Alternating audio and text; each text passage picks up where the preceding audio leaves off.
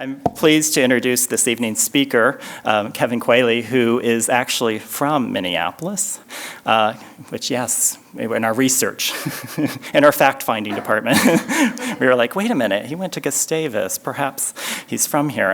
Kevin is a member of the New York Times graphics department, of course, and he attended high school in St. Louis Park and received his undergraduate degree from Gustavus in 2003, where he studied physics. Don't worry, it'll be good. He later studied at the University of Missouri School of Journalism, where he became interested in information graphics. And after internships in Philadelphia and St. Louis, he was hired by the New York Times in 2008. Although not a designer by training, Kevin is a representative of a growing segment of visual journalists, a kind of visual journalism which combines aspects of investigative research, information gathering, creating, editing, and interpreting information and data for visual display, whether in print or online. Kevin is but one member of a team of people who, with varying backgrounds and educations, that help create the graphics for the New York Times. He and members of his team, or the team that he's on, have worked on such projects as the wonderful Budget Puzzle, which I don't know if you've had the opportunity to see either in the paper or online, which asks readers to solve the budget deficit puzzle without sacrificing workers' rights.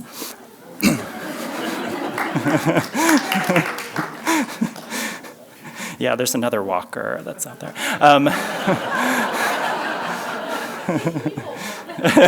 Yes, and some people thought that was only here. No, it can exist elsewhere. How different demographic groups spend their days, or top World Cup players on Facebook, among many other information graphics he's created. So please help me welcome to the walker, but also back to Minnesota, Kevin Quealy.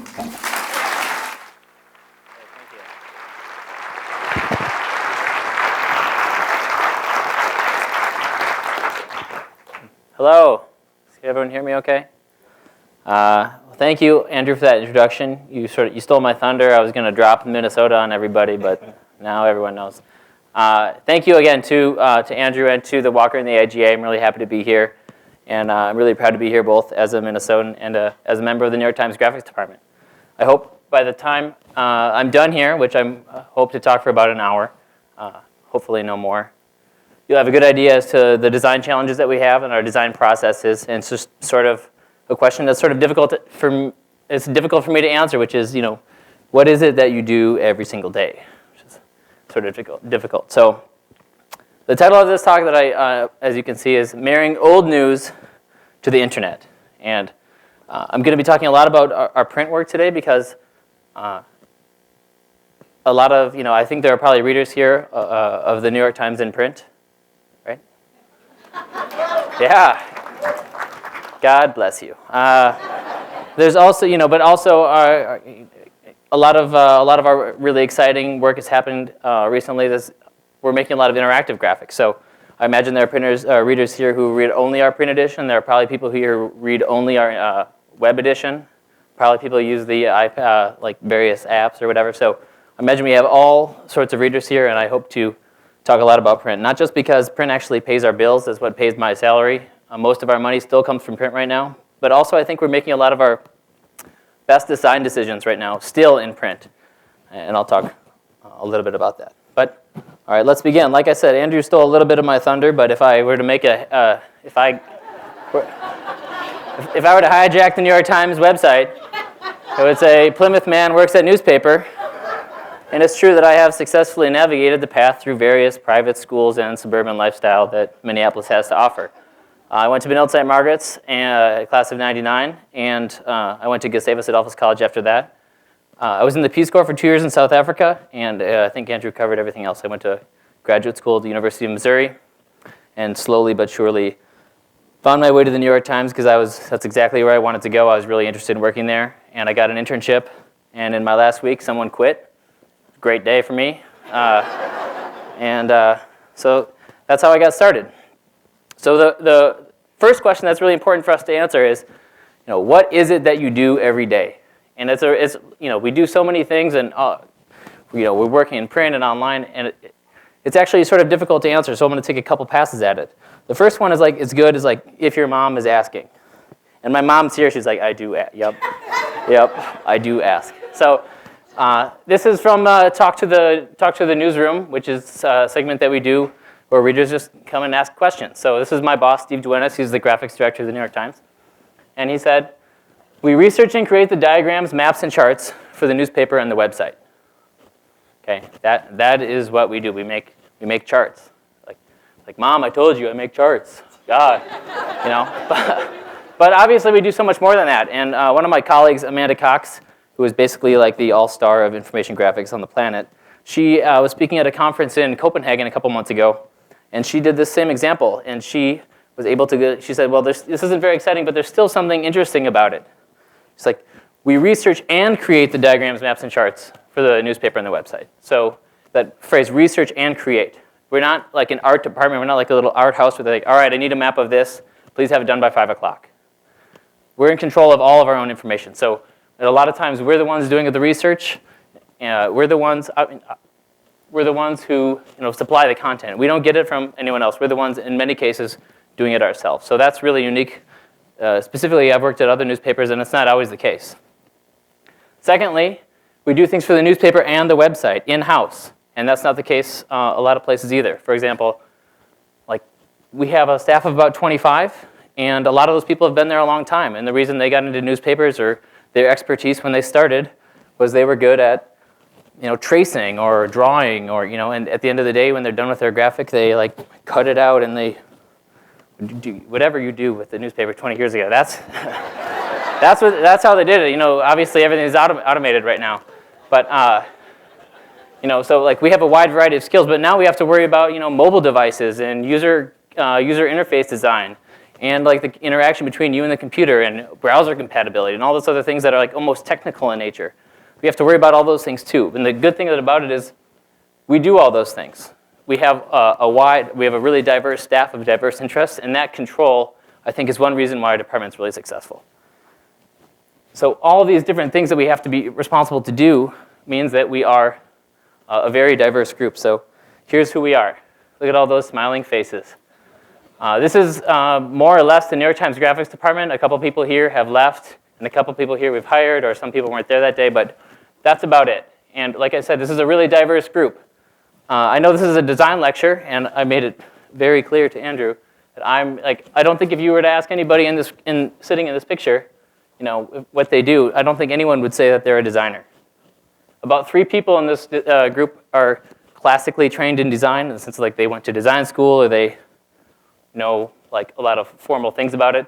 Really, everybody would say that they're a journalist, and our job really is journalism, it's not design. And we look at design from the perspective of good design enables good journalism, but that's pretty much as far as it goes. We're like clarity of information is like really what we're going for. So with all these with our web content, with our interactive content, with our print stuff, we cover all variety of things, and we have a wide variety of talents here. We have people who are 3D, specialize in cartography, programming, people who are really good at like 3D rendering, people who have come from traditional print backgrounds reporting backgrounds, where they were reporters or editors either at the Times or at another paper, people who are really good at GIS, so people who are really good at just standard like interface design. So we have a wide variety of skills, and generally we work in teams of 2 or 3 or 3 or 4 or whatever to produce the work that we do. So the best way really to give a good example of what we do is to talk about, we're journalists, we follow the news, and I think a good way to describe what we do is to follow us as we go on a breaking news assignment. So unless you have been like living under a rock or not connected to the internet, you know that the story, like protests in Cairo and across the Middle East are obviously the biggest story, obviously of the year and certainly in years. So the first story that we had in January 26th was a front page story that there are lots of protests in Egypt, in Cairo. This was, I think, one of the first times we had put it on the front page, and we didn't know very much. All we know is that protests direct fury at leader. What's the graphic that we do with it that day? Well, we don't have very much information. We're going to put a map of Cairo. Here's a little context to know exactly where it is. That's all we have. So we're pushing to publish every day. At the end of the day, we publish what we have and we move on. So this is all we had. A couple days later, we write a story about the relationship that Mubarak has with the people of Egypt. So we're just going to run there's a poll that Pew did about, Are Egyptians satisfied? How has that changed over the years? You can see that Egyptians are becoming less and less satisfied. This isn't like a huge blowout graphic. You're not going to see this win design awards, but this is really the meat and potatoes of what we do. We do tons of daily graphics. We publish about 200 daily graphics every month. I know that because Amanda Cox told me that. If she says it, it's true. So, that day we also were getting a little bit more information about things exactly as they're happening in Cairo. So protests, okay, we know that there's something called Tahrir Square. This is the first time we talked about Tahrir Square in our graphics. What's happening in other cities? Well, our information's getting a little bit better, so our graphic's going to be a little bit bigger, and it's going to be a little bit more detailed. We have detailed shapefiles of downtown Cairo. For we have detailed road files. We can include that level of detail on our map. And again, just as the story moves forward, we're getting like really good GIS satellite imagery of downtown Cairo. Here's Tahrir Square. And now our reporting is really good. We know there's things happening on the bridge. We know that Tahrir Square, this is like where the bounds, where people have been protesting. And it's also we're relating that information. How big is that? I don't know anything about Tahrir Square. I don't really think in feet. There's the key, 500 feet. So we'll say, well, Times Square is about this big. Tahrir Square is about this big. So that sort of contextualizing news is really important to what we do. At the same time, we're doing all these things in print. We're slowly accumulating knowledge, basically. Adding a little bit more detail and depth day in and day out. So we're also thinking for the web, how can we sort of build on this and not just put every little map that we do in a vacuum? So online, we start making this little application. Now this is interactive application. So I can go to Tahrir Square. I can see pictures. Look, now we have 40 pictures of Tahrir Square. I can zoom in and out as I want. I can go to different city. I can go different days. So now this isn't just some static thing that we publish and it's gone forever. This is something that we're slowly building on, right?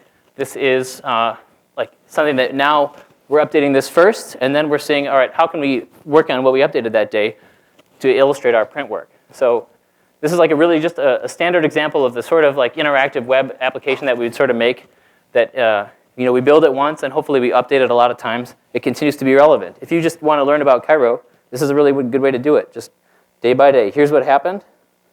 If I want to go in, I can do all that. I have photos. I have everything. So that's one thing that we did. That Sunday, Bill Marsh, who's a Week in Review graphics editor, also looked at general unrest across the Middle East, not just in Cairo. This is just something standard that Week in Review as a section does. They sort of look back and they try to provide a little bit more analysis than the breaking news coverage from our day-to-day paper. At the same time, we're also trying to update. Let's see here. Yeah, we're also trying to update. We're getting more and more information. So we get Graham Roberts, who is one of our best 3D people. He starts rendering a map, or he starts rendering what Cairo looks like in 3D based on the satellite imagery that we have, based on the reporting that we have, and based on whatever information we can find. Now, we're not rendering this to show you that we are really good at 3D rendering. We're rendering it to show you that we think this is the best way to convey the information of what is happening in Cairo. So we're getting really good, detailed information. I really like this. Let's see if this thing here is pavement here was chopped to make projectiles. Oh, okay, I see people throwing rocks on TV all the time. This is probably, one of the places that they got it. That kind of contextualizing, where clarity is our purpose here. And this is the sort of reason why we would do a 3D graphic. So on February 12th, huge news, obviously Mubarak's out. But that, our story doesn't end there. And in fact, on that day, we published a really summary interactive graphic called 18 Days at the Center of Egypt's Revolution. This is something that goes, again, we already have this model built, so we're trying to maximize our efficiency. We already have a ton of reporting of what's happening exactly at all sorts of different places in Cairo. How can we make that into something interactive, use the web for what it's good for? And this is if I want to learn about what happened, I can go day by day. Here's some photos from that day. Here's where things happened. Here's where protesters were. Here's where some clashes were. There's some video down here if I want it. So this sort of thing, I think, is a really good way to illustrate how we deal with breaking news. We get information piece by piece. At first, we don't publish much. At the end, we try to build on the things that we've done and the reporting that we have to make something more important, a little bit more lasting online. We also did things again, it's not over after, the story's not over after Mubarak leaves, obviously. Who are some leading figures in the transition? We highlighted, I think there's like 9 people here. Just who they are, what role they might play. Or, this is a little bit later, how we do an illustration. How was Egypt able to shut off the internet completely from its citizens? This is something that I think we had a couple sources that said, like, the computer science world finds this really amazing that you were able to just shut down an entire country from the internet. I think an information graphic is a perfect way to do that. So all these different examples, like what we've done with our breaking news, sometimes it's just spot reporting, sometimes it's more analytical. We do what we can to make our web product as important as we can. But all of this answers the question of what is it that we do, and I think the best answer is that we provide context to the news. So it's a little bit more important than charts, and we do make charts. You saw charts, we saw diagrams, we saw maps. But more importantly, we reveal patterns, we describe relationships, we show a sense of scale. Even with that map of Cairo, how big, you're going to say this is 800 square yards, this is such and such big. Is that big? Well, it's about the size of Times Square, or it's about 800 football fields. So those are the sorts of things that I think, if you're willing to sit for an hour and listen to someone talk about what they do, we're going to start right here. We provide context to the news. And this has worked well for us for a really long time, but is anyone, like, if you've been, the internet has really obviously changed what we're doing. So not only do we have to worry about all these things like we've been worrying about in print for a really long time, but also with the internet we have to worry about we don't just have we don't just have readers, we have like users, internet users. So now we have to really focus on that user experience. And I think a key to our future being our successful future in our interactive content is engaging and delighting users. And this is something we're sort of, I don't want to say we're out of our element, but our expertise is print. I mean, we've been doing print forever. And making sure that interaction, that user experience is at a premium is going to be really important to us, especially, I think everyone here said you guys subscribe to the print edition. So if there's a pay meter, I don't know the correct terminology for it. No, everyone here will already get free access because you're print subscribers. But if someone's going to be willing to pay for your information, not only does it need to be the best, but it needs to be a lot better than the second best. So that interaction, that user experience is going to be really important to us, and that's something we really need to work on. Like I said, we're pretty good at making our print graphics, in part because we've been doing it for a really long time. This is our first, I think, one of our first ever election maps that the New York Times had ever run. The deputy director of graphics, Matt Erickson, dug this up because he likes maps and he likes, I don't know why he dug it up, but it's really interesting. This is from 1896. This is William McKinley against William Jennings Bryan. And something really fascinating is that this was published the day after the election. Matt later found out that about half these states are shaded wrong. So I'm sure we ran a correction very prominently the next day. But like looking at say this is a print. This is the front page of our print paper from 1996, about 15 years ago, and it's, to be honest, it looks sort of like it does today. This is today's front page. Okay, and I didn't get the scale right, so I think about 96, the paper was a lot physically wider. But and by contrast, I didn't just pick this day out of the blue. November 12th, 1996 is one of the first days we ever started publishing online. This is our first website. Now, I did get the scale right on this. First of all, please open your window to the width of this line of text. That's the kind of experience I want when I'm a user. I need someone to tell me how wide this thing's supposed to be. Okay? And we ran print advertisements for this, and in print it said, breaking news updates as early as 1 p.m. every day. It's like, awesome, I get my 1 p.m. update, In contrast, here's a website. Here's our homepage as it was this morning. Just think about it. We have up to the minute. We're publishing hundreds of stories a day. I think that's about right. I'll have to ask Amanda. We have some social stuff here. We have some aggregating happening. There's tons of multimedia. We have up to the minute stock. So obviously this is just changing drastically.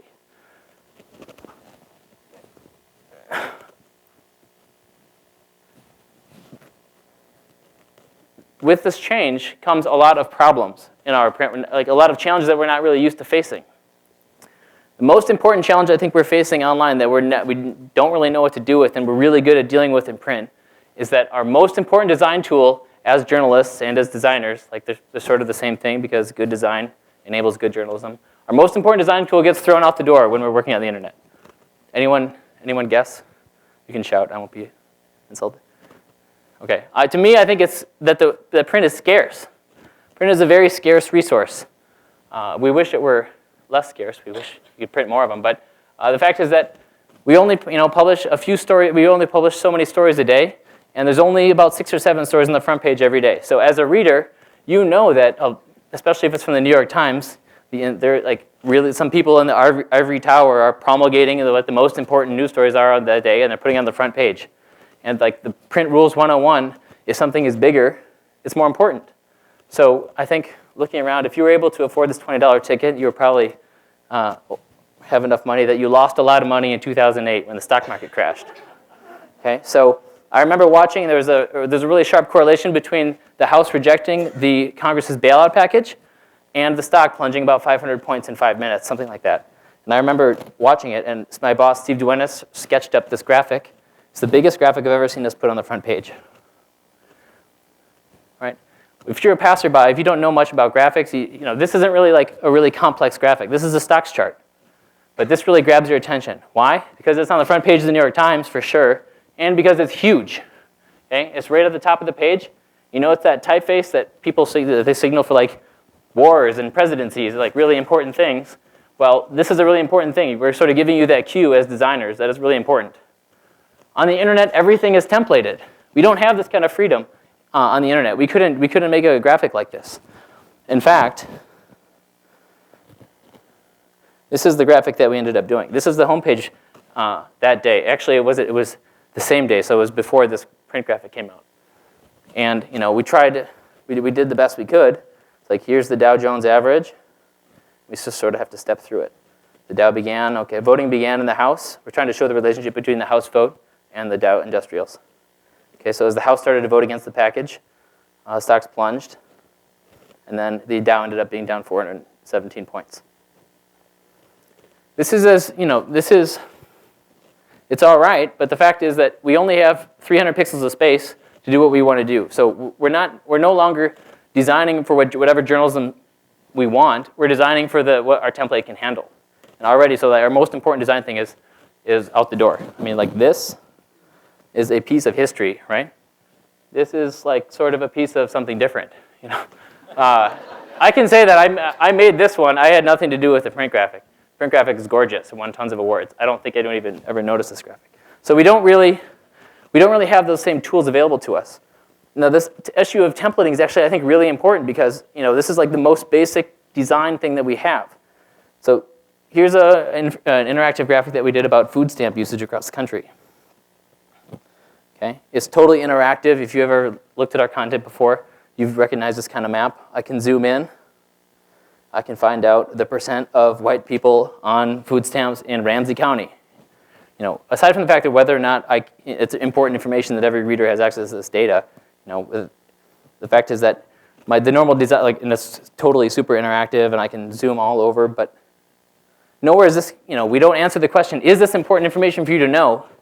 Because you'll notice if you've seen any of our interactive content, you recognize this. There's a 22-point pixel Georgia head.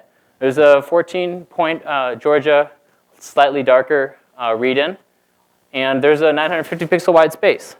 So you might recognize this because this is where we put, let's go do that. This is where we put all our important content. This is our template. Now, this looks really huge on this monitor. It looks normal on mine, but this is where we put our important content. That's our signals. That this box is where we put our really important content. That's how we're giving you the signal that it's really important. Unfortunately, this is also where we put our not as important content. This is the box that we put our run-of-the-mill content in. Okay? This is the box that we put our extremely important content in. I mean, it's sort of silly, but I think that sort of visual cue is really important for readers, and we do it really well in print, and we just don't have the tools available to do it as well as we want online. And that's really sort of a problem. So, by the way, that print graphic, that was on the front page. So that's a big problem, and I think we're trying to address that as well as we can, but some of these matters are just tech issues that are out of our hands. Obviously, we can't hand code every single HTML page for every time we publish a graphic. We need to be automating some of these things. It just takes a lot longer to build this stuff. I understand that, but it is a serious problem, and we have top men and women working on it right now. Who? Top men. Our second challenge, there's three. The second challenge is that users engage our content totally differently online. And anyone younger than 70 is like, yeah, duh. But it's really important, and it's a lesson we're starting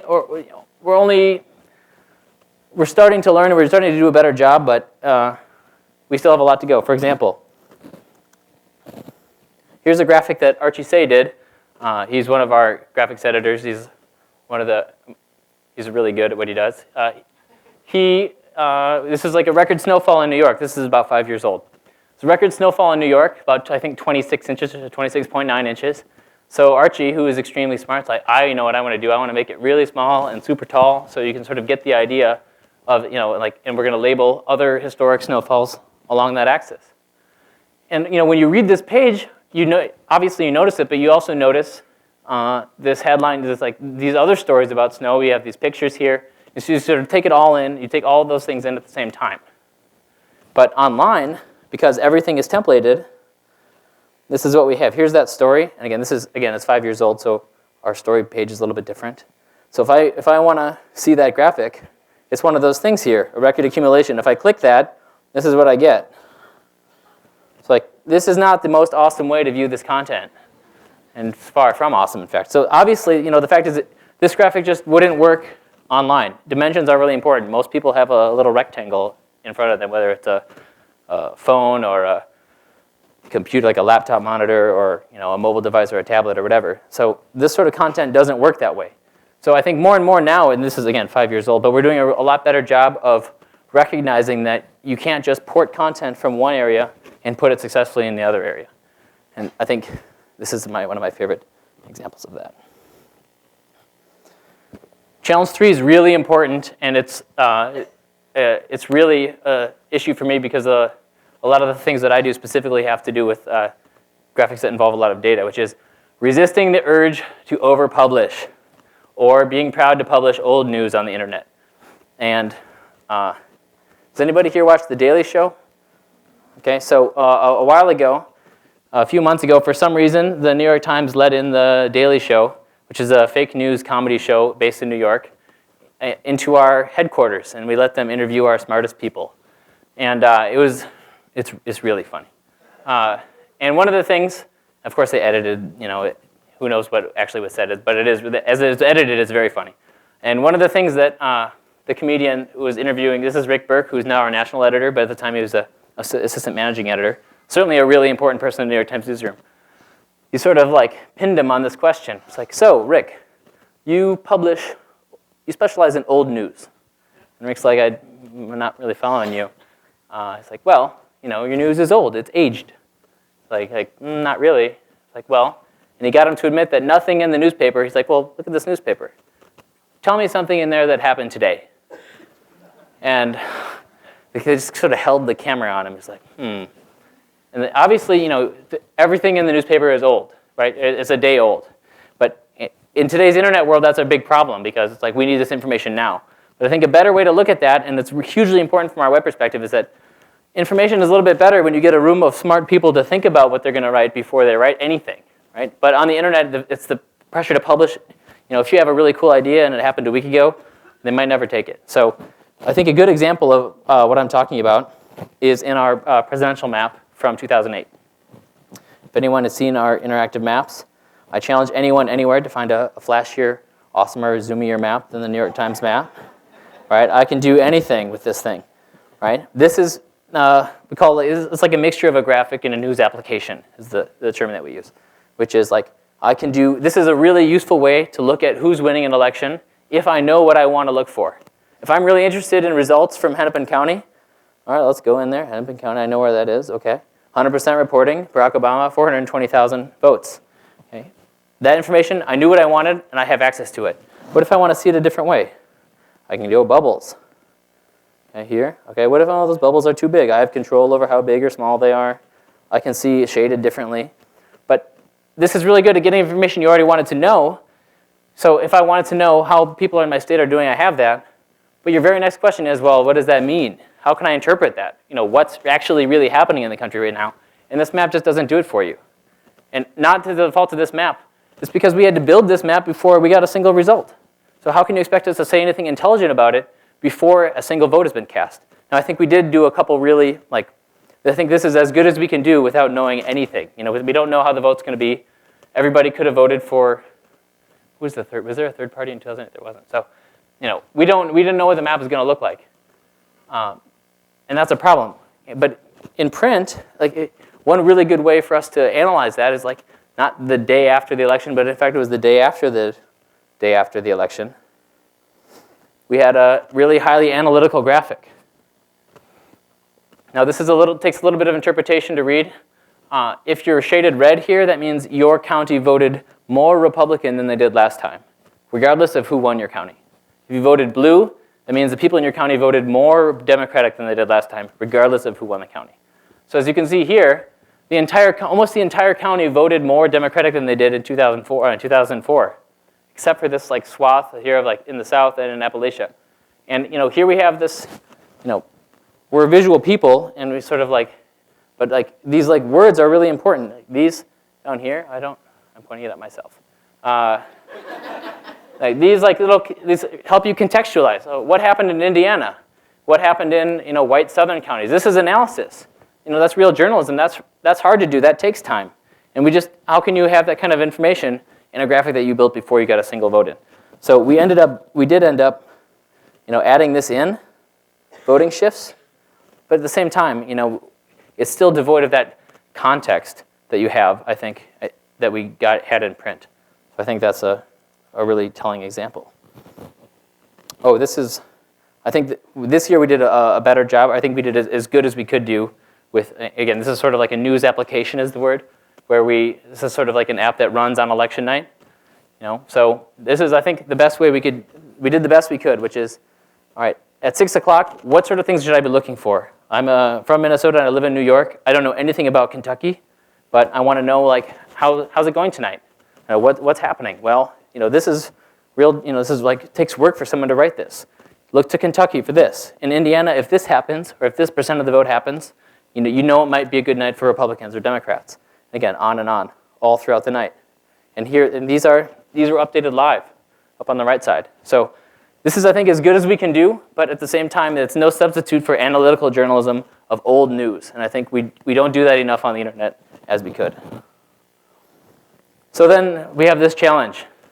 The challenge is to provide highly analytical journalism that's sort of printy, with understanding that the content is different, so we need to be designing things differently, understanding that people are going to want the content in any way they want, so making it, if you're using it in a browser, we want to make that experience as good as we can, understanding the shape, your boxes are different, the rectangles are different, or whatever. At the same time, anybody, of course, this information, you still need to publish this data that users they expect it, right? You need to be able to publish this county by county level information, otherwise they're just going to go to CNN.com or one of the many other lesser websites out there. So I put an asterisk on this because it's kind of challenging to do that. It's not easy, and we're working on it. But if you have ideas, my email's on there. Please let me know. So what I'm going to do now is I'll show some examples where I think we did a really good job, or we did the best we could in both print and interactive, succeeding with all those goals, and hopefully you get an insight into our design process. I'm going to be showing a lot of people's work here also that isn't mine. Also, a lot of this work isn't mine. I'm taking credit for it right now. So just so I don't want you to go home thinking, God, Kevin did all those graphics. Incredible. Okay. So the first thing about our design process that we do is this concept of sketching with data. Or as Sean and Amanda like to say, make 500 charts and pick the best one, right? So it's really easy to make 500 charts and pick the best one. It's hard, And the best way to example to show sketching with data is a project we did, I think 2 years ago now, which was that we got information from Netflix about zip code level Netflix movie rentals. So, for example, 55441, which is the zip code that I grew up in, we get 50 titles for that zip code. And largely because of my family, it's all Disney movies. My mom's like, it is, yep. So we got this data from, and even getting this data is like a really good journalistic feed. Joe Craven McGinty, who's a reporter in computer-assisted reporting, I think she spent months like calling Netflix, being like, "Hey, it's Joe again. So, what do you think? Maybe give me some data." And I think it was like a real negotiation. So even getting this data is like a real journalistic feed that I don't want to minimize that. But we get access to this data, and this is exactly what it looked like. This is right from the database manager. I took a screenshot of my computer. And so this is all we have. We get the rank. We don't get how many people rented it. We just get the rank. So from there, and again, we were pitching this for the Metro section in the print paper of the New York Times. So we're going to be really focused on New York. From there, let's see here. Go do that. The best way for us to do that is we took a shapefile from New York, and I just grabbed this in ArcGIS. I just grabbed all these shapes from New York. These are zip codes in New York. So if you're not familiar with New York, that middle thing there is Manhattan, and it's actually not an island. That's just when the tip of those are all the shapes I grabbed. To the right, that's Long Island, and just touching over there is I get my little red pointer here. Okay, this is Brooklyn, Williamsburg, where all those cool kids live. And this is Jersey. Okay, this is all New Jersey. So we didn't know whoa, I wonder what this looks like. So this is ranked. It's the darkest red if it's the #1 movie in that zip code. And if it's not even shaded at all, that means it's not even in the top 50. So we don't know what this data looks like. What we're going to do is we're going to make a map of every movie, and we're going to see what's cool. So we just did it. It's and now you can just scroll. If you make the computer work for you, this is exactly what we do. And already we're like, ooh, milk. That looks interesting. You're people really like it in Manhattan and Brooklyn, but they don't like it at all in the Bronx. They don't like it in East Orange, New Jersey, and they don't like it in I'm not sure what neighborhood that is over there. But you're like, oh, that seems interesting to me. That doesn't mean that our work here is done. That's our work here in a lot of ways begins. It's oh, well, let's go investigate what that means. But let's keep going. There's a couple that are really funny. Paul Blart Mall Cop. Nobody, in Manhattan, nobody wants to touch this movie. But I feel embarrassed almost, but we made a point of mentioning in the paper that it was in the top 20 everywhere in Staten Island. Right, so again, we didn't know that Paul, we never would have started making a map about Paul Blart if we just got the data. But this is the 18th most popular movie, and we just it's not that much work for us to do this sort of thing. Here's Last Chance Harvey, a true suburban movie. It's a romantic comedy. Just no one near any city wants anything to do with that. 55441, it's on there. And there's another, let me just show one more.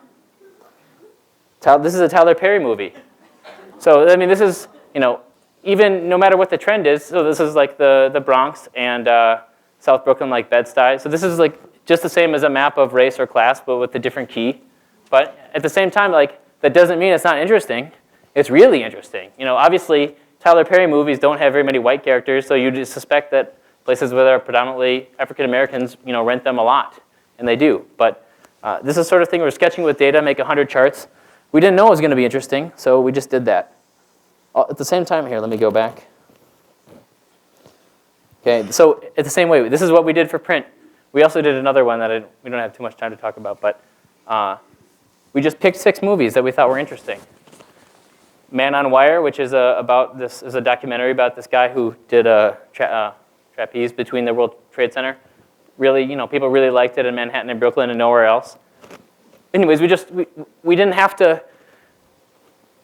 just randomly pick these. We made 100 of them, and these are the 6 most interesting. So that's the sort of idea that we get with sketching with data. At the same time, we have to think about, well, what are we going to do for the interactive version? Well, obviously we don't want to just publish something that's New York-centric because, we have internet readers all over the country, obviously, and all over the world. So we're thinking, well, we have data for the entire nation. Should we make a map of data for the nation? And so the best way for us to do that, again, if you're just doing this manually, this would take you forever, but we have some really good programmers like Amanda who just run a script, and we have all of a sudden, We're doing the same thing, same as before, but with the entire country. What we learned pretty fast is that it's not very exciting. Most of the interesting things are happening on, as you might expect, they're happening on a micro level. They're happening right at the city level. So did we know that? No. We had to sketch with the data first to find out. There is one interesting one that is of lots of importance to Minnesotans, which is the movie New in Town, which is set in New Ulm, Minnesota, where like this cosmopolitan woman comes to the New Ulm, just shakes things up with Hugh Jackman, you know? But at the same time, you know, this is interesting, but it's not worth making like an interactive interface with all, you know, just like we don't want to do it just for one movie. So we decided we're going to really focus on cities. So this is like original sketch for what we decided to do online for that interactive. And when I say our, I mean my bosses. I had a lot of really bad ones, and he's like, Kevin, you'll never learn. So, and this is what that thing became. I think if a lot of you might have seen this before. I'm going to talk about simplifying the user interface in a minute, and I think this is not the best example of a simple user interface, but you know, this is not only this is a major technical feat for one because there's just a ton of shapes on here, and we can, if you want, we can talk about nerdly technology matters after, but you know, we just put all the movies on there for some of the 12 biggest cities. You'll notice that Minneapolis is on there, and it is not one of the 12 biggest cities in the country. And Houston noticed. Yeah, we got some letters from Houston, and Philadelphia was also like, "Are you kidding, Minneapolis?" I was like, "I'm from Minnesota. I mean, come on, it's interesting, right?" But we also did a couple other things here that I think are important that I just wanted to do, which is we did the Metacritic score up here. So, you know, if the website Metacritic takes like, say this movie, let's do a better movie than Tropic Thunder. Takes a movie, okay, like Benjamin Button, and they like aggregate all the different reviews for it that have ever been written, and they sort of quantify like how, you know, they'll like parse a New York Times review and they'll say this is a 92, and they'll parse a Village Voice and this is a 44, and they come up with one number for each movie. So we let you sort on that, which I thought I really like to do. So like I can see like, where do people like the good movies? Where do people like, WALL-E is like the most universally acclaimed movie ever. And like, where do people like movies that aren't so good? I'm pretty sure I saw Bride Wars at my house too. So again, this isn't actually, I don't think it's the best user interface. I think it's a little bit complicated. It's sort of hard to find. But people really like this. And I know this is sort of anathema to what I was saying before about, you know, trying to do something more than just publishing data. I don't want to say this is the exception to the rule, but it seems like it because people really just like to just stare at these movies. People just found all sorts of crazy things, and I'll talk about that in a minute. So that's like the idea of sketching with data. And all these other things that we're going to be talking about, sketching with data, it's a big part of everything that we do. The second part of our design process is prototyping early and rebuilding often. And I stole this from Sean Carter because I had never heard this before until I heard him say it. And I was like, that is a good idea. Just like when we're sketching with data in print, when we're looking at all sorts of different ways to, you know, we don't know what's interesting, so we're going to sketch all of them. The same way when we make an interactive graphic that's really rich with data, we don't know what it's going to be like until, you don't really know what it's like until you sort of use it. And that's more than just having a mock-up. And Sean is a really big proponent of prototyping your graphics early, building the interactive graphic, finding out what's interesting, and then going from there. For example, well, we can go there. Okay, so that's not a. We'll ease into that. So, Sean, I think one of the best graphics that we've done in the last year was about Mariano Rivera, who's a pitcher for the New York Yankees, the team everyone here I'm sure universally loves, and. Mariano Rivera is a closer. He comes in the ninth inning when the game is about to be, when the Yankees are winning. And basically when he steps on the field, the game is like sort of over. He's a really good pitcher. And there's a long New York Times Magazine piece specifically about Rivera. And we had we wanted to show, explain that question. Why is he so good? And the answer isn't because he strikes out a lot of people. That, we can do better than that. And what we can do now, if anyone here watches baseball, when you watch, they have it's called the Pitch FX, where they can give you data on exactly where every single thing was on the field, or on on the baseball diamond. They can tell you where it left his hands. They can tell you what kind of pitch it was, whether the batter was righty or lefty, who the batter was, what the batter's birthday is, all sorts of data. And so all that is available on MLB.com. So we just ran a script. And this is, I'm not sure how Sean did it. I just wanted to learn so I could do it for this, so I could have some art for this. This is what the sort of pitch data that we get. And it's like the start speed, the break length, the description of what happened, all sorts of things. But it also includes dimensions in inches of where it crossed the plate. So Sean got all this data for Mariano Rivera. And we also knew that we wanted to focus on this pitch that he has called a cutter, which you'll all learn a lot about in about 2 minutes. But okay, so Sean, in processing, he built a prototype of what this data explorer. He wanted to say, well, I want to find out how good Mariano Rivera is. So he said, well, he wanted to build something interactive. This is just on Sean's machine. This is not something that we would publish. But we're trying to explore. This is just like sketching with data interactively. This is sort of like a sketching with data 3D. And when he came to a conclusion, he sort of fiddled around with it, and he thought, if I went with this, if we went in this direction, this is what it would look like. So he mocked it up. Dominating the game with one pitch, the Mariano Rivera 2009 pitch database. So we sort of thought, the idea of letting users explore this information on their own, you could be able to rotate this from any direction. I'd be able to pitch and look for any sort of filtering that I want. And he came to the conclusion that this is like the Sean Carter rule that it gets said, I don't like to say it, it gets said to me a lot, which is, nothing illuminating is ever headlined, here's some data, hope you find something interesting. And I think he really found out that this sort of idea, we're giving users total control over all the information of sort of a difficult to understand data concept. The fact is that they don't. If Sean Carter doesn't know how to interpret this from this thing, it's going to be hard for a user off the street to come and understand it either. Basically, we're not analyzing anything in a graphic like this. We're passing the buck on to readers, and I think that is something we do too often in journalism with our interactive stuff. I think a lot of news organizations publish these sort of things, and I think even 2 years ago we would have published this. But Sean, because he's a lot smarter than me, thought this is not a good idea, and it's too abstract, and it's too difficult for people to engage with. And he wanted it to be a little bit more fun. And so he thought, this isn't fun, but what is fun is that. So he rendered he already had that 3D model built. So instead of having a little dot, and I say we, I mean him. He made a baseball at the end of it. People really understand, okay, now I know what I'm talking about, where I'm facing his pitches. With this, I don't really know so much. I'm not putting myself in the batter's place. And we really wanted to talk about how hard it is to hit this pitcher. So he went here, and then he started sketching. He'd already done his interactive sketch, and this is, I think, just as challenging to do. Deciding exactly what you want to put in, and more importantly, all the information you want to leave out.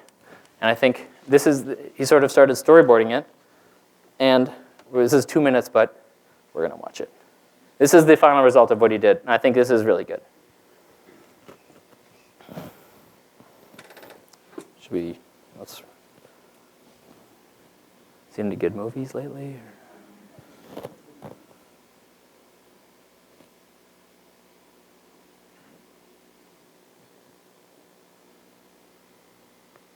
Okay.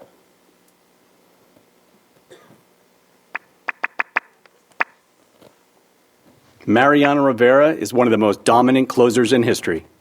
But what may be most remarkable is that he has done it by confounding hitters with mostly one pitch, his signature cutter.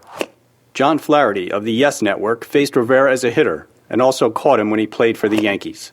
From a hitter standpoint, he's out on the mound. It feels like he's not even putting any effort into it, and the ball explodes on you. And from a catching standpoint, he's the easiest guy ever to catch because he throws the ball right where you want it. Rivera uses a seemingly effortless delivery, which he can flawlessly repeat pitch after pitch. His cutter is thrown very much like a fastball, but the pitch has significant lateral movement. He creates and adjusts this movement with the different pressure he puts on the ball with his fingers. The pitch's lateral movement keeps it off the bat's sweet spot, moving in on the hands of a left-handed batter and toward the end of the bat of a righty. To a hitter, Rivera's cutter first appears like a straight fastball, making it hard to distinguish the two pitches during the first fractions of a second when the hitter must decide if, when, and where to swing. Hitters often rely on reading a pitch's spin to determine what pitch is coming. But Rivera's fastball and cutter have what appear to the hitter as the same spin. Many pitchers throw their cutters more like sliders, with their fingers pulling down on the side of the ball. This can create more downward and lateral movement than a cutter, but it also creates the signature spin of a slider, a spinning red dot, that the hitter can recognize and adjust to. With identical deliveries and spins on Rivera's pitches, hitters are at a loss to identify and then attack the pitch, until it is too late, and the balls end up in very different locations. Here are the nearly 1,300 pitches that Rivera threw in 2009, each frozen at the point when the batter must make his swing decisions. But with few clues to determine the pitch's ultimate location, the batter can be faced with guessing at these outcomes. Here are the cutters to left-handers. Here are the cutters to right-handers. And fastballs to right-handers. He throws almost no fastballs to lefties. As this map of his 2009 pitches shows, Rivera is remarkably adept at hitting the corners, keeping the ball away from the middle of the plate, the easiest spot for a batter to make good contact. Looking from this perspective, it's not surprising that the real hot spot is inside on a lefty. I think he could hit that spot with his eyes closed. Rivera's simple but effective formula has made him baseball's most dominant closer. Okay, that's cool, right? Yeah. I had nothing to do with that. That's totally awesome, though. So, like, you know, I just want to, before we move on to something else, so we saw this. This is Mariano Rivera. We saw that, like, really big hot spot, right? This is the best pitcher, and this is the best closer in the major leagues. Just for fun, I pulled the stats for John Roush, who's, I think, got the second most or the most saves for the Twins last year. That's him. So even if you don't know a lot about baseball, you're like, best in the world? This is like a bullseye. So, you know, just like to explain this really complicated things with it, you know, there's tons of data that goes into it, but I think we made a really good decision here, not passing the buck on to readers to try to analyze it for themselves. We did a lot of work into analyzing it for you, and I think we did a lot better job of explaining, like answering the question, why is he such a good pitcher? I think with this movie, you know, with the Explorer, you don't. So I think that's really important. Our next design process 3 is to simplify the user interaction and then simplify it again. And I think of all the design things that I'm talking about, this is the one that we need the most work on. And that just means I need to do my job better because I do a ton of interface design. Using our graphics should not be difficult, right? Sometimes they are too difficult, but I think one of the best ones that we did this year was, Andrew mentioned, we called it the budget puzzle, which was David Leonhardt, our economics columnist, wrote, he had been researching for a really long time about, you know, all the different possible ways we could cut the deficit. So say the deficit, I should know. We won't, okay. All these different possible ways that we could cut the deficit. So we talked to all sorts of people from various organizations, you know, from across the political spectrum to say, if we want to cut the deficit, you know, not is it right to do this, but what's the effect? How much would we save if we cut the federal workforce 10%, or if we took away their union rights? No, we didn't do that part. But you know, he took all these sorts of things, and the idea was like it was as the first explained to me was there's a budget. It's like a hole. And we would like to fill it. So that was like the concept that was first explained to me, and this is like one of our very first mock-ups that we did, and that we sort of we're going to go with this headline called "Okay, fine, you solve the deficit." I think they went with that in print actually, but this was like a really early mock-up that we did. And again, we don't care about whether the numbers are real. We don't. This is just a flat, like I think this is an Illustrator file, and right away I think we realized like this is not how we want to do this already, because you're thinking about how am I going to interact with this, and what we're going to do is where like each of these is like a monetary value, and you sort of drag it over to the hole, and either the hole gets smaller or whatever. You sort of like fill it that way with your mouse. But then it sort of becomes about the interaction that you do, and not about the content itself. We don't want you to spend any time thinking about how we design this information, or we don't want you to spend any time thinking about how to do it. We just want you to do it. And I think it's really good that we didn't go in this direction. Also, the sort of people who are interested in the budget deficit are not like 21-year-olds who know how to like use this. They're people who are a little bit older. So we wanted to make it really as simple as we could.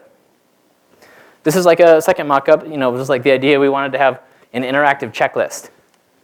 And this is a little bit rougher, and I wanted originally to have one color for budget cuts, and one for spending increases. And this isn't I just pulled a checkbox from another thing that we did just so we could say like a proof of concept. Here's how it would work. And we sort of went with that, and here's what it looks like if you saw this before. Okay, budget puzzle. So this is something where you come to this and you're like, okay, well, it's your job now to fix the budget. So if I want to cut foreign aid in half, I think there's a survey that says most Americans think that foreign aid is like 25% of our budget. It's like 0.0002 or something. It's like, okay, if I cut all foreign aid in half, I didn't get very far. It's like instantly, as soon as you click this thing, you know how to use this graphic. You're not spending any more time thinking about how do I use it. You're just thinking about using it.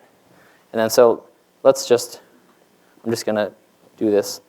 I'm going to fill it up. So people sort of and this is really deep. There's all sorts of spending. There's all sorts of taxing options you can do.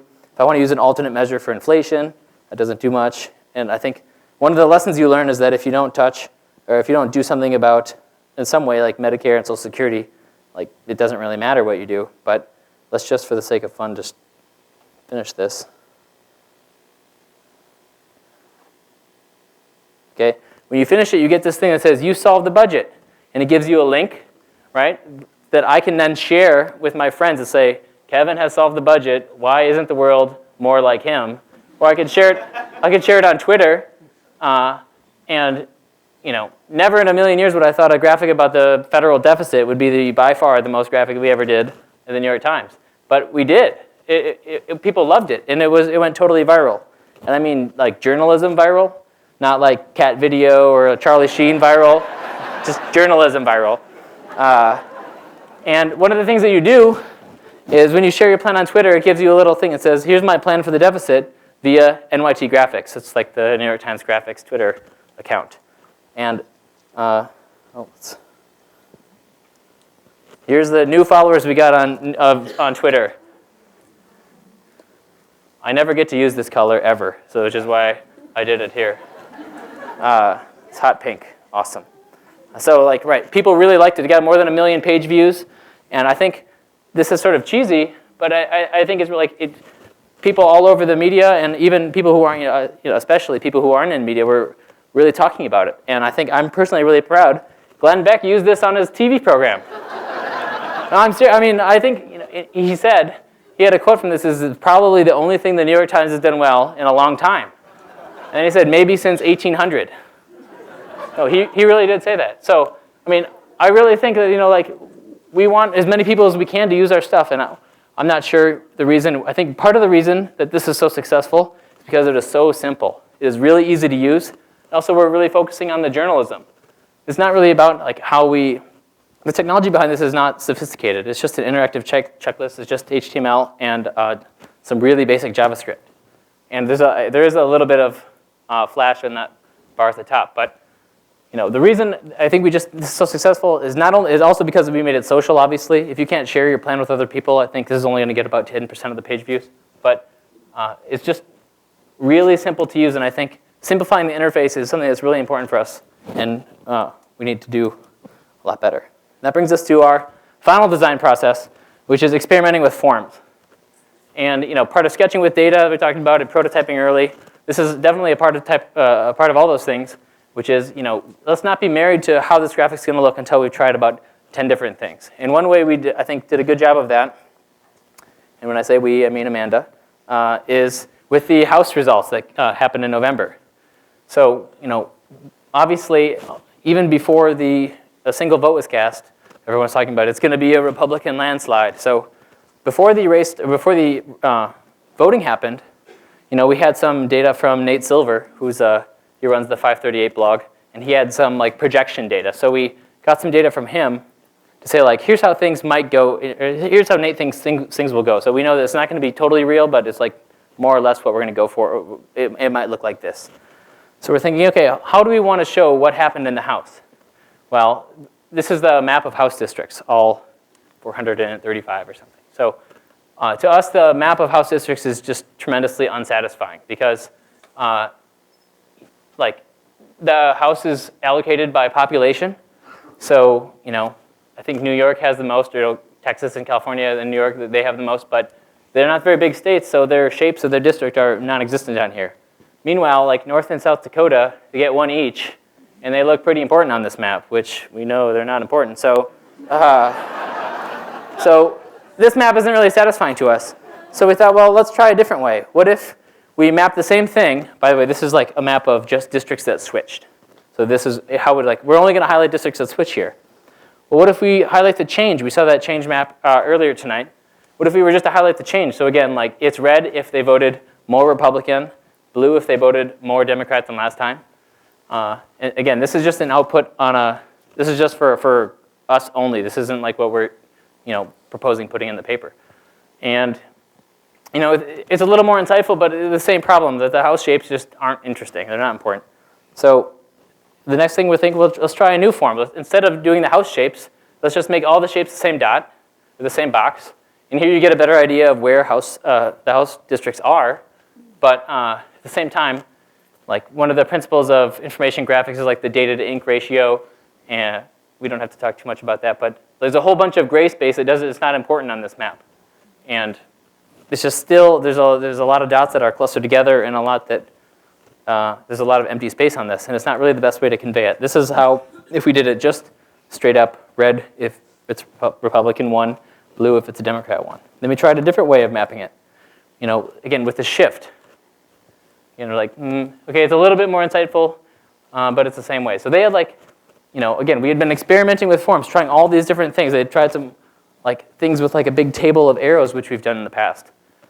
And they had gone through all these things, and I was working on something else. And my boss was like, "Okay, Q, get over here." And I started going through, he's like, "Well, here's all ideas. What other ideas do you have?" And I was like, "Well, what about this?" And Amanda's like, "We did that already." And she'd give me a graphic showing that I was wrong. And so we went through a whole bunch of things. And what we finally came up with was well, what about this idea? And I think this is really, we're going, not only we're sketching in our minds, but obviously, we're sketching with these programming applications. So this is like a sketch that I was like, what about this? And you can tell that I'm from Minnesota, if only the top. This is just humiliating. This is like if anyone ever says, I can't do graphics, I don't know how to draw. I was like, take a look, You don't need to be able to draw. And also I forgot Texas, so I had to make another pass. But at the same time, it's like this concept.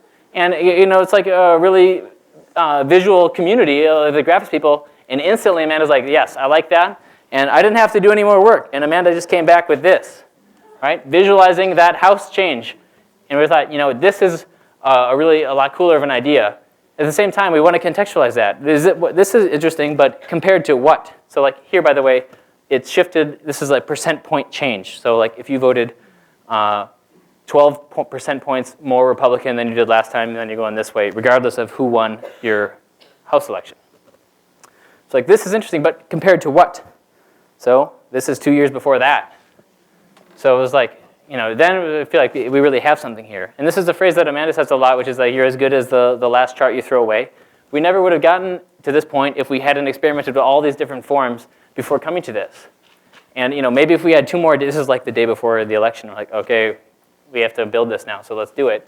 But we never would have come to this point if we hadn't really experimented with forms. And this is how it looked in print. Okay, with all this, we have important, and this is real journalism at the bottom too. It's not just probably this is understanding what happened. It's really important. I really wanted us to include that Jim Oberstar lost because actually it was probably the most surprising House upset in the country. But they're you're just saying that because you're from Minnesota. But we didn't end up including it. But this is how it went in print, and I think we actually did a really good job online too. Here, actually, let me go back for a second. So we did get this on the homepage. We did get this on the homepage for about 5 hours, which is a lot on homepage terminology. But I'll show you and then after it's on the homepage, it just goes on to its own web page on the internet. So again, this doesn't have the same oomph that it would have in print because it just looks like every other web page that's 600 pixels wide. But I think we did it as well as we can, considering. So we just go to step through. So, this is a 60-seat shift. Now again, let's put some context behind that. Is that a lot? Well, it's bigger than the shift after Watergate. This isn't that very exciting. This isn't like life-changing chart, but it does put this shift in context historically. And that's something that's really important to us to do. We also included some things like exit polls. So like every aspect, men, women, white people, black people, Hispanic people, everybody voted more conservative or more Republican than they did last time. So again, this is, I think, we did as well as we could to tell a real story online. And I think that stepper mechanism is a good way. I think you learn a lot more with this information. Is it interactive? Barely. You can go next, previous, but we're not giving you access to every bit of our information because we already did it. This is sort of, it is sort of old news. But because we stayed up all night, it was ready the night before, or the night after the election. Okay, the last one I want to talk about, I think it's one of the last ones I want to talk about, is the American Time Use Survey, which is a study it's a survey that the BLS does every year that tries to answer the question, how are people spending their time every day? And what it is I think 100,000 people or 50,000 people, I wish I knew the exact number, write down exactly what they did all day in 5-minute increments. So if anyone here was taking the survey, say you have a babysitter at home, you'd have to write in that I used paid childcare services for 10 minutes. And there's also waiting associated with paid childcare services. You'd also be eating and drinking. You'd be socializing and communicating with others at the reception afterwards. You'd be attending museums. They have every single thing. What you do is you just write what they did and people just code it after. But it's like experimenting with forms. This data set is incredibly rich. We have every bit of information that we need. Or we have too much information. Our goal is to try to figure out what is it that we want to show.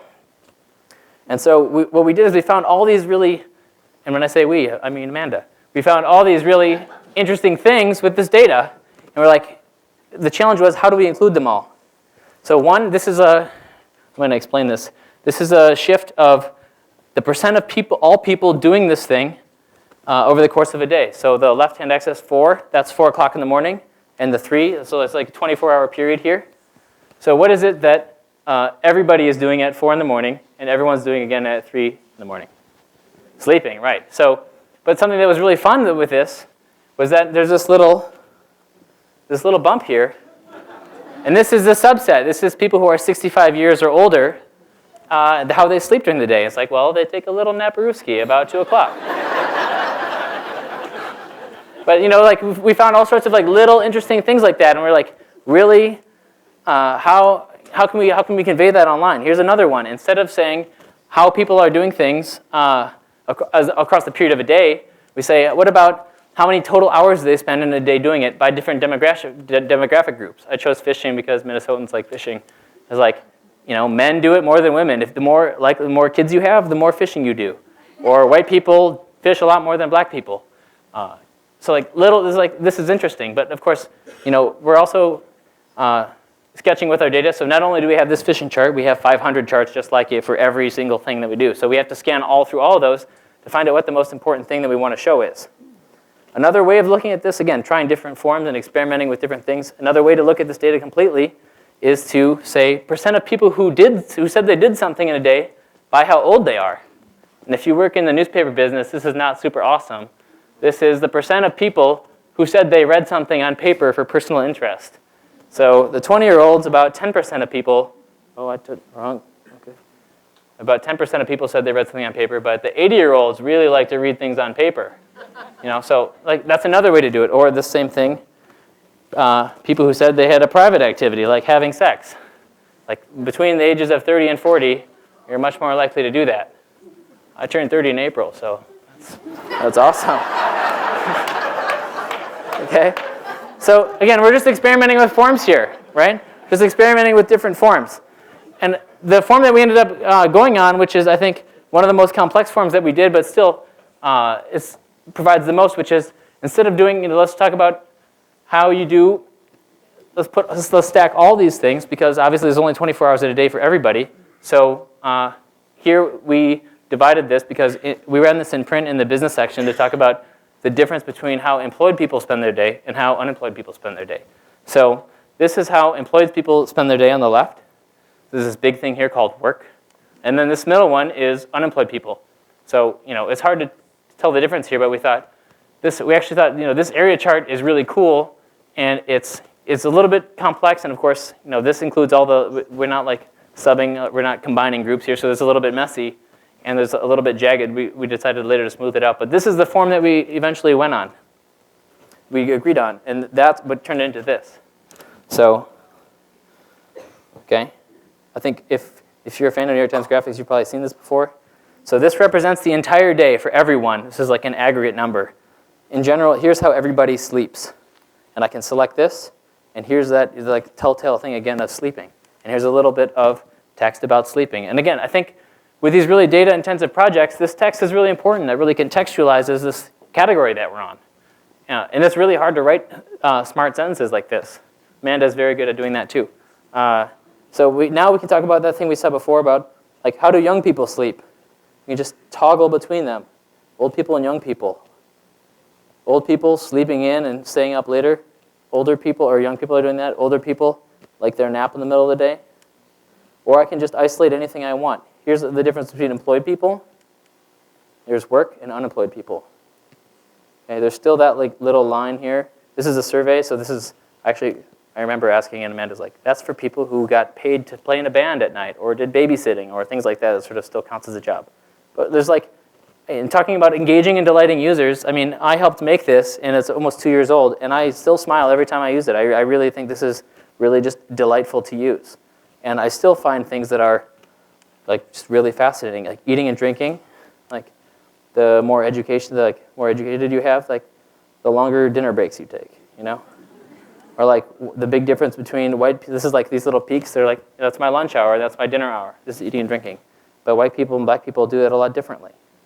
So like I feel like no matter what sort of journalist you are, there's a story in here for you. Even like that example I showed with golf earlier.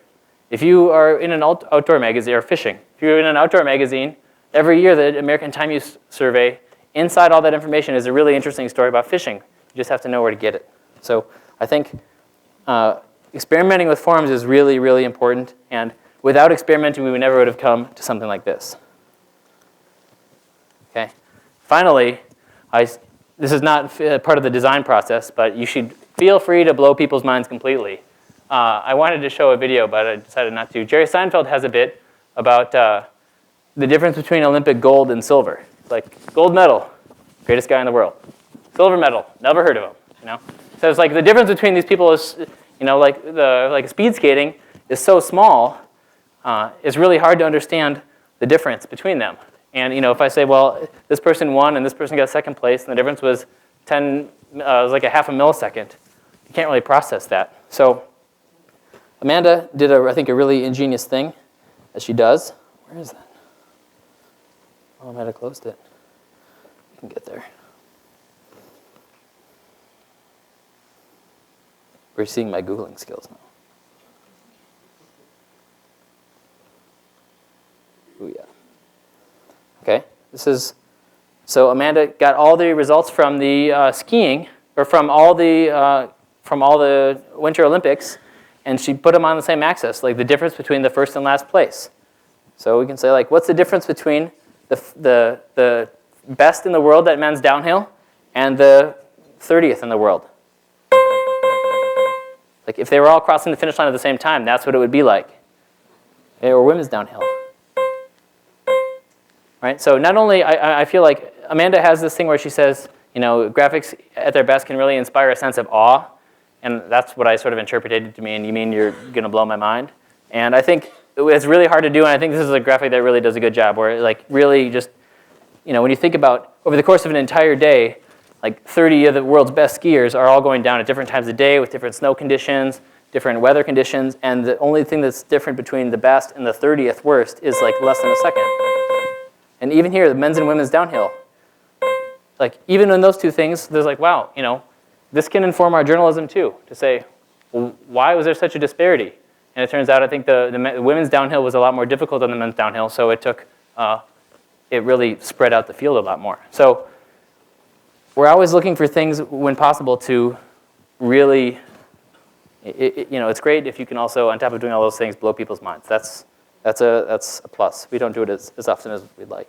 But if you have any ideas, my email's at the end.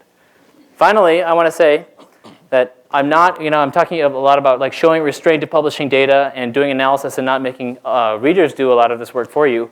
That doesn't mean that I'm against publishing data at all. I think we still can. So like the idea, this like term has sort of come up is that like the idea of a news application where we're gonna look up your zip code in this and you get a whole bunch of data that's that data is important to you. If it's about Hennepin County, that's really the only one you're gonna look at.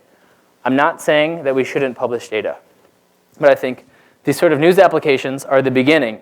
They're not the end. They're the thing where you go to start. And I think information graphics is really uniquely poised to help you provide that end, to make some sort of overall meaning to all this information. And specifically, there's two things. One is, let's go. We got an email from a reader in Boston about, so like this is the Netflix map again. We got an email from a reader in Boston about the movie Coraline. So you can already see I'm having a hard time finding this movie, so I didn't design it very well. But this movie Coraline, she said, this reader wrote in like, well, there's this pattern of the movie Coraline in Boston. You see it's right along the L line. You know why that is, right? And we're like, no, of course we don't know why that is. And she's like, well, it turns out, that all along the L line, or the T or whatever they have in Boston.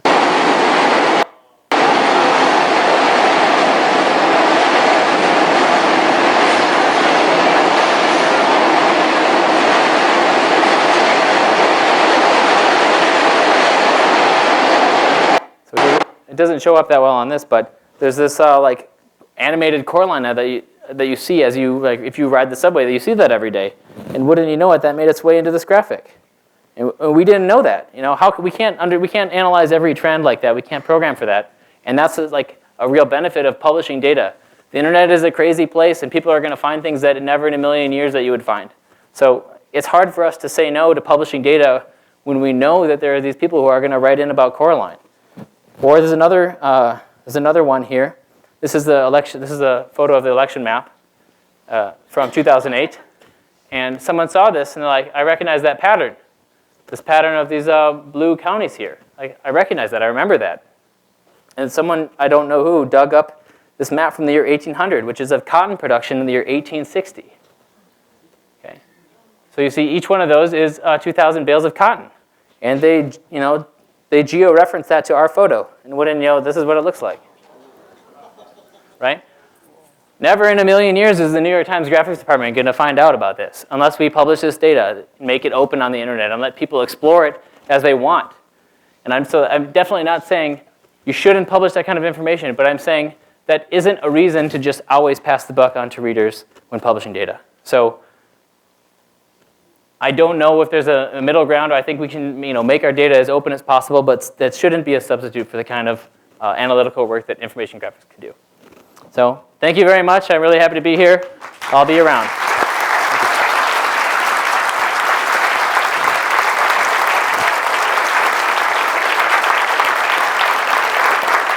So all these links are available on that. I bookmarked them if you need them. And the New York Times Twitter handle is right there. Do I take this off now, or what do I do? Yeah, but with this or with okay. I can. Sorry if I went long. I talk. Anyone has any questions? I'm happy to answer. Yeah. I'm curious. I'm curious whether you have. Do you guys get to lead your information? How much autonomy do you have within the New York Times? I would figure that a lot of times they're telling you the stories, and you got to find the data, and then develop something out of it. Or do you guys get to just roam your and find cool stuff? Sure. And do you ever find examples of this kind of cool graphics and cool realization of data, and that actual stories come out of that? The answer is both. So obviously, for example, like with the graphics coming out of Cairo, we don't have a team of graphical stringers like hanging out in Tripoli waiting for us to call them. So we work really closely with the foreign desk and work closely with reporters. Obviously, most of the stuff that comes in the New York Times is in the form of a story. So we're there in the room when they're pitching stories, and it's not here's the graphic that we want. It's like here's a story that we're doing. I think it could be useful for a graphic. Obviously, these reporters are experts. We'd be fools to ignore them. So sometimes they have data. Like I just did a daily print graphic about subprime auto lending. Eric Dash is a business reporter, and he knows a lot. He had a lot of data, and he said, "Yeah, I think there's a good graphic. Here's some data." So for sure, we do things like that all the time. A lot of these graphics that I showed you did not. They're just sort of independent. The time use survey graphic, that was a story. In fact, we ran it in print. Like I said, we think of ourselves as journalists too. So we wrote a story with that. We are journalists just like everybody else. So it's like a good mix. A lot of our stuff, especially the daily work, does come from the budget, the news budget. But we definitely have a lot of time to do it ourselves. Also, like all of our election graphics, they're not saying here's the map we want. We're like, we have a graphic with with the story, and we're pitching it just like people are pitching their stories.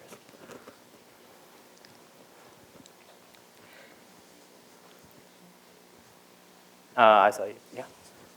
Right.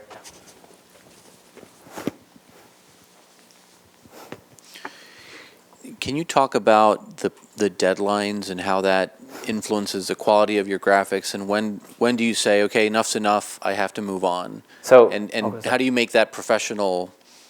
How do you reconcile that, I guess, with what you'd consider perfect? Sure. So the graphic, someone asked this, Sean Carter, who did that Mariano Rivera graphic. Someone asked him, like, how long does it take you to make that? And I think the answer is really good. It's as much time as you have. If he had gotten another week to work on it, he probably would have spent another week working on it. So I think it's a really good thing that pushed to publication. But the fact is that there's one of two things. Most of the time, it's just this story is going on Tuesday. So we're going to do, if it means that we can't get a graphic together, we're going to cut our losses. Or it means we're going to publish whatever we have when the deadline comes. Also, we do whatever our boss, Steve Dwinett, says. So if he's like, this graphic, we're not doing it, we're like, okay, got it. We'll move on. But mostly we publish it. We take as much time as we can, given the deadline that we have. Yeah.